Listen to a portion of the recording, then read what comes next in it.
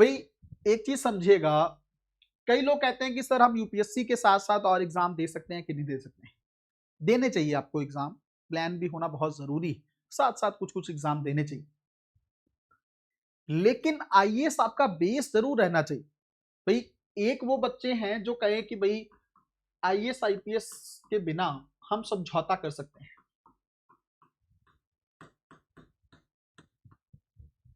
समझौता कर सकते हैं, हमें तो बस गवर्नमेंट जॉब मिल जाए, हमारा काम चल जाएगा। एक वो है कि गवर्नमेंट जॉब चाहिए तो सही, प्लान बी के तौर पर, लेकिन अंत तो यही है कि नाम के साथ आईएएस लगना ही चाहिए, नाम के साथ आईपीएस लगना ही चाहिए।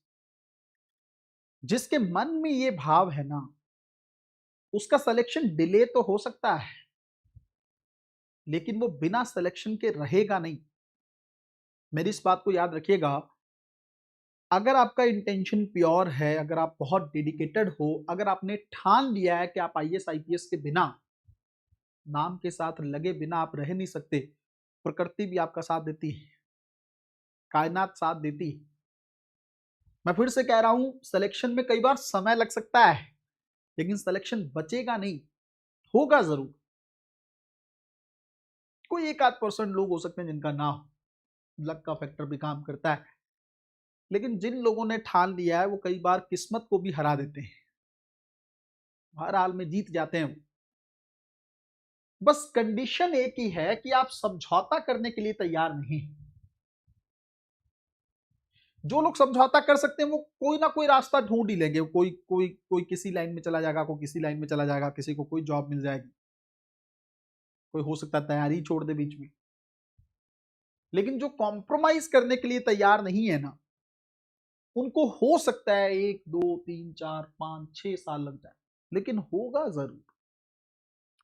आप लोगों ने बहुत ऐसे एग्जाम्पल्स देखे होंगे जिनमें अंतिम प्रयास में 5 अटेम्प्ट तक कुछ नहीं हुआ, प्रीलिम्स मेंस इंटरव्यू में कुछ भी नहीं, लेकिन अंतिम प्रयास तक आते आते एक ही बार में सब कुछ हुआ। क्योंकि देखो करना तो एक ही साथ है, ऐसा तो है नहीं कि एक बार प्रीलिम्स हो गया तो दोबारा देने की जरूरत, ऐसा तो है ही नहीं, फिर तो पता नहीं सब बन जाते। लेकिन एक साथ करना है, और वो एक ही साथ हुए और बहुत अच्छी रैंक के साथ वो लोग क्वालिफाई कर। उन लोगों ने क्या किया था, वो समझौता करने के लिए तैयार नहीं थे। मेरी एक बात फिर से लास्ट में सुन लेना, अगर पढ़ने का मन ना करे ना, कभी पढ़ते पढ़ते ध्यान भटके, कभी सोशल मीडिया की तरफ ध्यान जाए, कभी रील स्क्रॉल करने की तरफ मन जाए, कभी दोस्तों से बात करने का मन हो, कभी मूवी देखने का मन हो, कभी वेब सीरीज देखने का मन हो, कभी किसी फेस्टिवल में जाने का मन हो, तो उस समय बस एक ही बात सोच लेना, क्या समझौता कर सकते हो क्या? अगर तो समझौता कर सकते हो तो फिर उस फ्लो में बह जाना। मन कर रहा है 3 घंटे रील्स देखने का तो देखो, मन कर रहा है 8 घंटे वेब सीरीज देखने का तो देखो, पूरा दिन किसी फेस्टिवल में या किसी शादी ब्याह में जाके खत्म करना है तो करो, फिर इसके लिए रेडी रहना। नाम के साथ लगेगा नहीं ये, फिर वो ऑरा मिलेगा नहीं आपको। तो अगर आप कॉम्प्रोमाइज करने के लिए तैयार है, और अगर आप कॉम्प्रोमाइज करने के लिए तैयार नहीं है ना, तो फिर आपको बाकी सारी चीजों को 1 सेकंड में छोड़ देना है। एक और बात, कोई भी चीज जो आपको सफलता से दूर लेके जाए या आपको अपने एम से दूर करे, डाइवर्ट करे, भटकाव लेकर आए आपके मन में, उस चीज को जितनी जल्दी हो सके छोड़ देना। क्योंकि अगर वो चीज आपके जीवन में रही तो आप अपने एम से उतनी ही दूर होते चले जाओ। जो एम की तरफ लेके जाए, ऐसी कोई मूवी है जिसके आप, या कोई डॉक्यूमेंट्री है जिसको लेकर आपकी मॉडर्न हिस्ट्री की थॉट प्रोसेस खुल रही है, बढ़ रही, जरूर देखो। ऐसा कोई दोस्त है जो आपको पढ़ने के लिए मोटिवेट कर रहा है, जरूर उससे बात। ऐसा कोई रिलेटिव है जो चाहता है तुम सच में आईएएस बनो, उससे बात करना है, मिलना है, जरूर मिलो। वो आपको एम की तरफ पुश करेगा।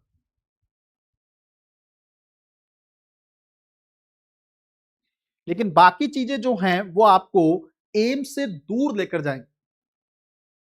और अगर कोई चीज एम से दूर लेकर जा रही है, अगर कोई चीज एम से दूर लेकर जा रही है, उस चीज को जितनी जल्दी हो सके छोड़ देना।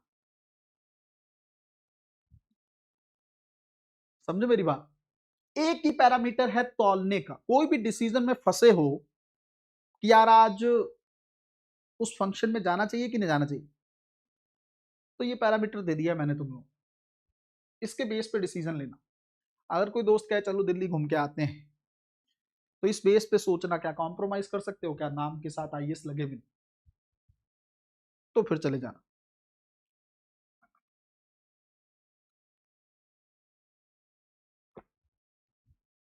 ध्रुव आज मेरा कह रहे हैं अगर 75% है, मैं कह रहा हूं 40% हो जाए तब भी देना चाहिए। तो तैयारी कभी कंप्लीट नहीं होती है ध्रुव बाबू,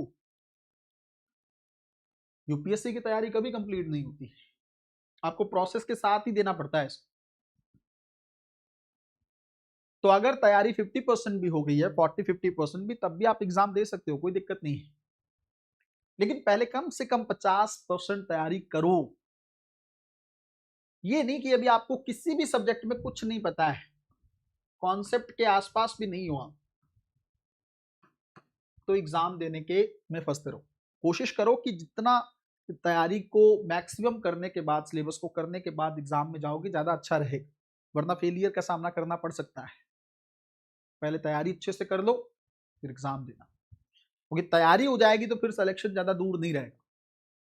बट आधी अधूरी तैयारी या आधा अधूरा ज्ञान बहुत डेंजरस होता है, बहुत भयंकर होता है, बहुत उसके परिणाम भी भयानक हो सकते हैं।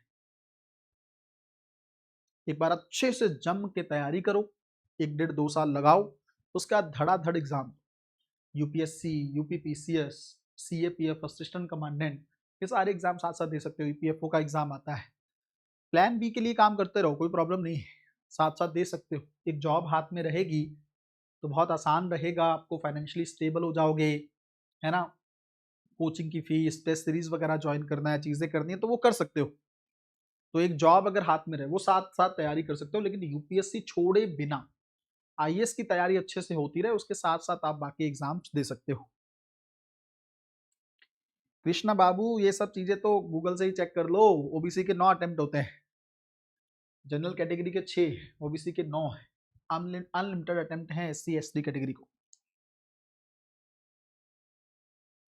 सुमन बार कह रहे हैं जो वर्किंग है, कितने घंटे की जॉब है ये मैटर करता है उन पे।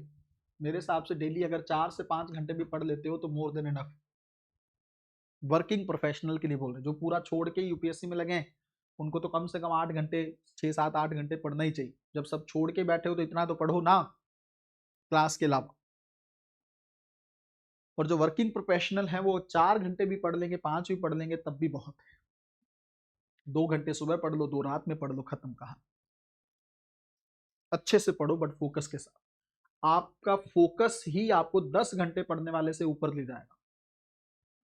और वो पढ़ते टाइम अगर दिमाग में कुछ और ही चल रहा है तो फिर आपको पता, कई सारे लोग ऐसे रहे हैं इस जीवन में, इस दुनिया में, इतिहास में, जिन्होंने ईश्वर को हासिल करने के लिए प्रयत्न तो बहुत किए बट उनको ईश्वर मिले नहीं। पता है क्यों?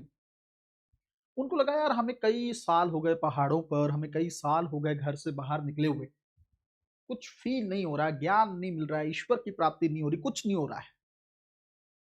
पता है क्यों? वो आंख बंद करके बैठते थे ना तो सोचते दुनिया के बारे में ही रहते थे। उनके दिमाग में घर का ही चल रहा है, घर का खाना, घर का रहना, ये वो, बैठे आंख बंद करके। तो ना तो घर के रहे, ना घाट के रहे, ना घर वाली चीजें अच्छे से कर पाए, ना ईश्वर की प्राप्ति हो पाई। अगर वहां जाके ईश्वर घर के बारे में ही सोचना है तो फिर गए क्यों हो? अगर आंख बंद करके भी मन में कुछ चलना ही है, बहुत सारे लोग हैं मंदिर, मस्जिद, गुरुद्वारे, चर्च जाते हैं, लेकिन वहां मन शांत नहीं होता है, मन के अंदर अभी भी थॉट चलते ही रहते हैं, तो फिर ईश्वर याद कैसे होगा? ये क्लास कोई स्पिरिचुअल क्लास नहीं है, मैं उसके बारे में इसलिए नहीं बता रहा, मैं इसलिए बता रहा हूँ ताकि आप पढ़ाई के साथ उसको लिंक कर सकें। आप 10 घंटे पढ़ रहे हो लेकिन आपके मन में जब पढ़ने लगते हो थॉट कुछ और ही चल रहा है। अगर आईएएस नहीं बना तो क्या होगा, अगर बन गया तो क्या करूंगा,